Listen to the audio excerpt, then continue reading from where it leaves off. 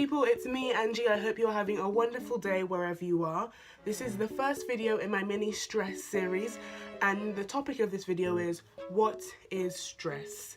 So, by dictionary definition, stress is a feeling of pressure and one of the types of psychological pain.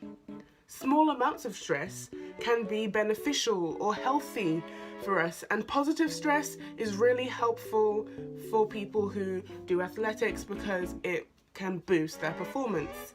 However, with the existence of positive stress, it is inevitable that there is the existence of negative stress, and negative stress is caused by something called stressors.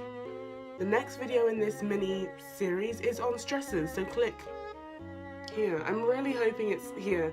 Click here to see the next video in this series. And as always, make sure you guys smile, you study hard, you slay even harder like your life depends on it, that you subscribe down below or in the bottom corner of this little screen because it's free after all, and I will see you all very soon.